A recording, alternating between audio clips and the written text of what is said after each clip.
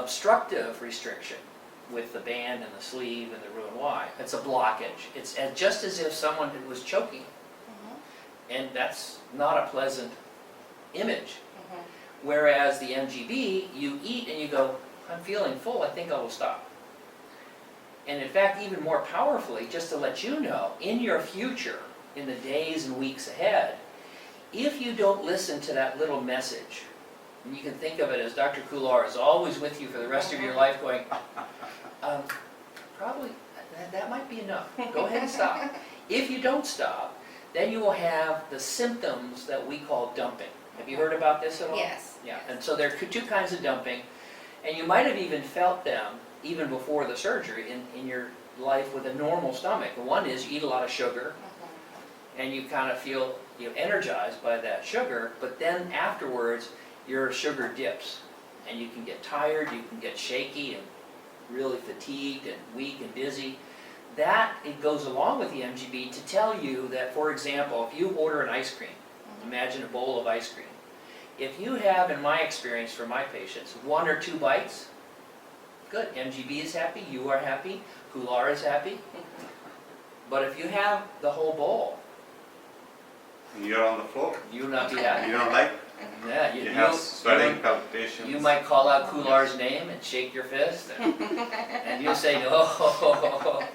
And that can be sugar. The other thing is, just if you eat like greasy, like say fried chicken. Yes. The same thing, that goes, this is a different kind of dumping, wherein that solid blob in the small intestine, because where the new bypass drops the food directly in. When that hits the gut, it pulls in water and stretches the gut. Oh. And then you feel pain just like if somebody was blowing up a balloon inside and you're not happy. No. So MGB says, I am good, I am your friend, let's have dinner. And if you eat a very moderate amount, you will be happy, Kular is happy, your stomach is happy. But if you eat too much sugar too fast, or if you eat too much junky food, fatty, greasy things, then you'll be very uncomfortable. And usually if you talk to other MGB patients of mine, this you'll only do a few times before you learn. It's like if I put my hand in the hole and the snake bites me, I don't have to do it too often until I stop putting my hand in the hole. So you this have to know very fast. Yes. Yeah. So that's, Yeah, sorry. Yeah. no, go ahead. Yeah. Actually, I must tell you, like in young girls like you, if we go 5-6 years back, then my belief was that I should not do a malabsorptive procedure, like you were thinking in the beginning, to have a sleeve. So I was doing sleeves and all the young girls, thinking that they might have malabsorption and deficiencies in the long run. So what we saw in our patients, if they are eating healthy, and like a young girl like you, if she's taking iron regularly, they have no trouble. Iron, multivitamin tablet. But the procedure is much more durable. It gives you a lot of comfort. And then the chances of having acid reflux or nausea and vomiting are way less. And then on the top of everything, this procedure is reversible. In bariatric surgery, I feel this thing is very important because... What if they come up with a pill that cures obesity? Yes. And not only that makes you rich, wealthy, happy, you take the pill. And you can say, you call Kular, say, I want my MGB undone. Yeah, you come back, just stay overnight and What we if take you- our gift back.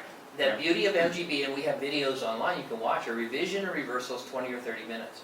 But imagine there's something else tragic. Imagine there's some kind of terrible cancer, or you have a car wreck or something, and they say, for whatever reason, this MGB no more. You say, oh, you can do it. Anybody, you divide it once with this staple gun. Did you see the staple gun on the videos of how we do the surgery? You divide it once, and you hook the 2 pieces of stomach back together. And in my experience, I can do that in 20 or 30 minutes. So we don't want to do that. We don't have to do it very often. But, when you go to the theater, have you ever been to the movie theater, and you see the red exit signs for the fire? Yes. I have not been in a fire in a theater, but I am always happy to see those fire exits. Yeah. So for MGB, I think, and we heard a surgeon the other day said, oh, he doesn't care if the surgery is reversible. I care. I care. I think we need a good exit strategy. My in feeling. bariatrics.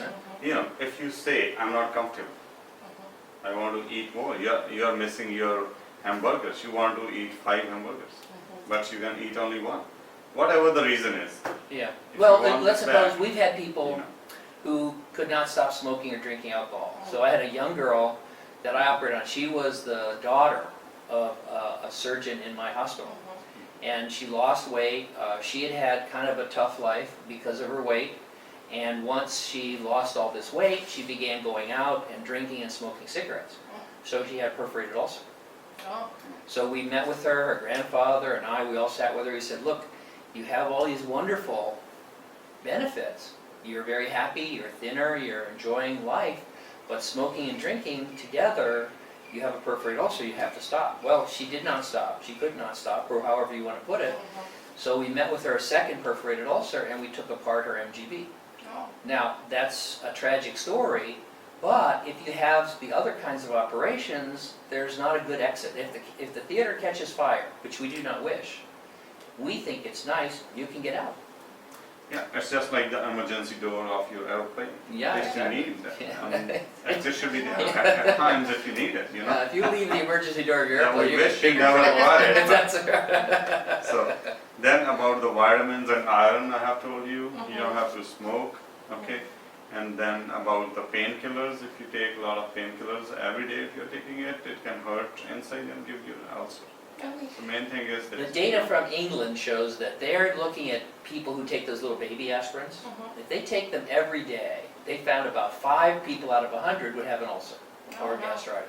You know, it turns out in my series in the United States, about 5 people out of 100 will have an upset stomach, gastritis, or redness of the stomach, or an ulcer with the MGB. So owning an MGB has a big downside to me, which is that risk long-term of getting a little bit of an ulcer and things like that. So we say, don't do anything to make things worse. So aspirin, Motrin, we think smoking cigarettes, and found is you have had actually in Punjab, most of our Punjabis, they take alcohol. Mhm.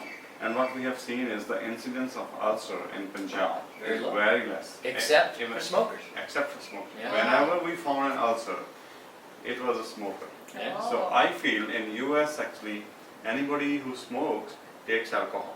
Anybody who takes alcohol, Smokes. he or she smokes as well. Yeah, yeah. But in India, because of this turban, the Punjabi population, they don't smoke. It's a religious matter, so they can't smoke, they don't want to smoke. If they drink, but they don't smoke. So we feel it's a kind of So we're going to disassociation advise between Bridget, this. Yeah. don't smoke. You can take a little And bit of if you alcohol. talk to me, no alcohol. But if